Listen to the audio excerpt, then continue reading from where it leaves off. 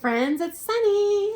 So, one of our friends, Manamama, asked in the comments on a previous video, what are the best competitions for younger dancers? I don't know what age exactly that you're thinking is quote unquote younger.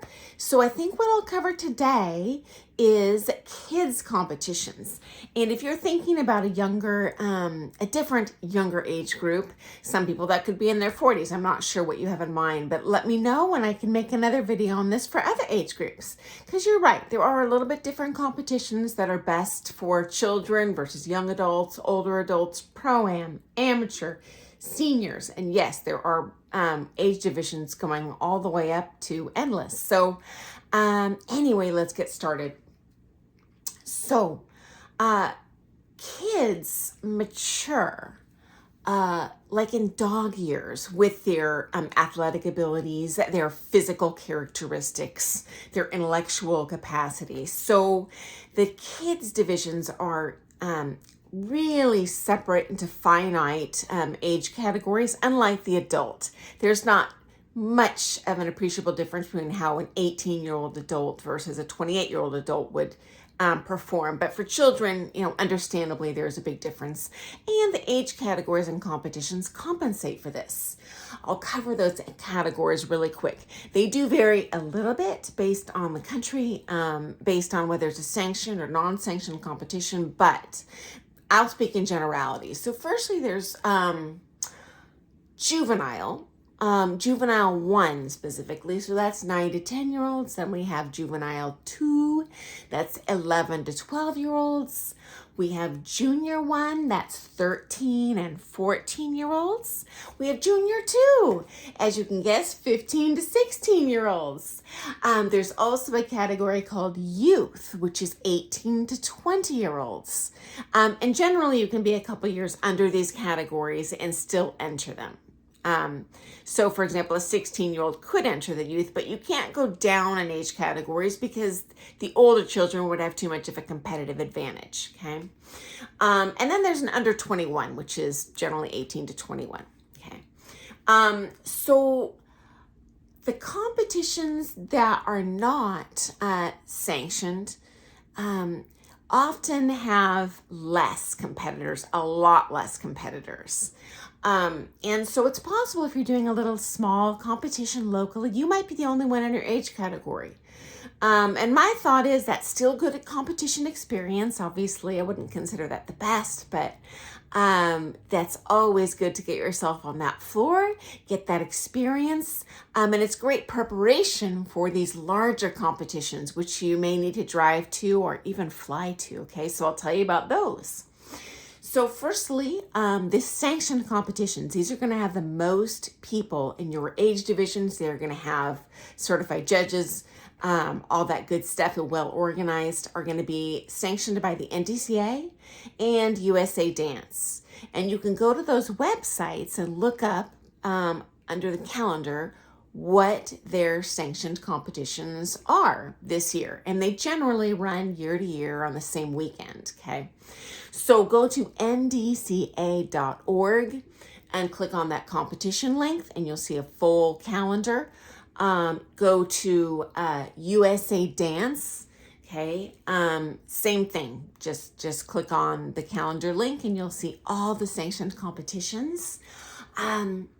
The NDCA comps offer pro-am and amateur divisions. Amateur meaning you and your amateur partner are competing together. Okay. The USA Dance comps generally only offer amateur-only options where you're dancing amateur with someone else your age.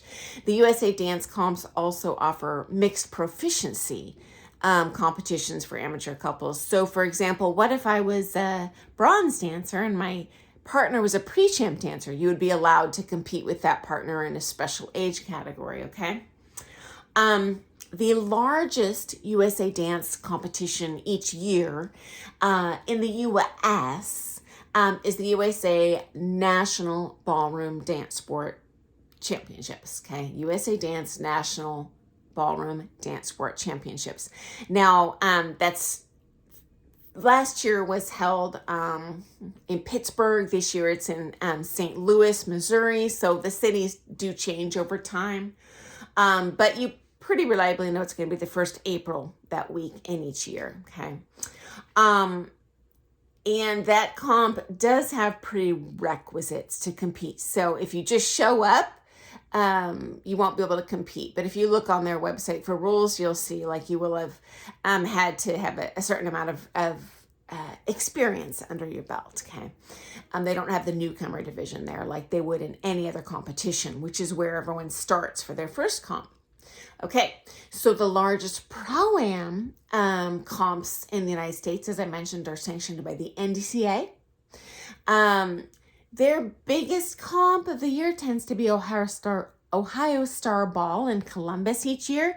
You may have seen that on TV for PBS Championship Ballroom Dancing, and I've kind of fun stories for that comp too. Been there many times if you'd like a separate video on what goes on behind the scenes there. But again, that's the Ohio Star Ball, though there are many competitions probably within driving distance of you. And then perhaps Canada is in driving distance of your home.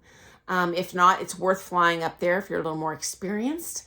In that case, I would go to the National Dance Council of Canada website, that dancecouncil.ca, and click on their calendar to see what competitions they have coming up. Now, some of those comps in Canada are going to have citizenship requirements. Only a couple, but definitely look that up on the comp website before you show up. Unless you're just going to watch, which is also super enjoyable. There are a ton of dancers up there, so those are nice, well-attended, well-organized competitions. They don't have as much Pro-Am up there, although it is growing, so that's an option too, okay? Also, if you're just starting out, definitely start with the little comps within driving distance just to get that experience under your belt. I personally think it would be a little overwhelming to show up to, for example, Ohio Star Ball for your very first competition. They will have newcomer divisions there, but I think it would make me extra nervous that I've been my first competition. So I'd go smaller and then build your way up as you build your confidence, okay? Outside of North America, there's a couple big comps that are important once you get to that championship level, okay? So the first is in England. That's called Junior Blackpool, okay? So that's the kids' version of what Blackpool is for grown-ups. So very prestigious. All the best dancers in the world go there. And they only have a couple age divisions. They have the, they call it juveniles, so ages 6 to 11 are clumped together, okay? And then they have the juniors, so the 12 through 16-year-olds all compete against each other. There's usually about 400 couples from 30 countries, so very competitive. Go to blackpooldancefestival.com and then click on festivals on the upper hand of that screen, and you can learn more about that competition, how to register, all that good stuff. Okay. And finally, if you're willing to travel and are a championship level competitor, I highly recommend the German Open in Stuttgart each year. Okay. Usually the second week in August. And this is usually the largest competition in the world for amateur couples. Okay.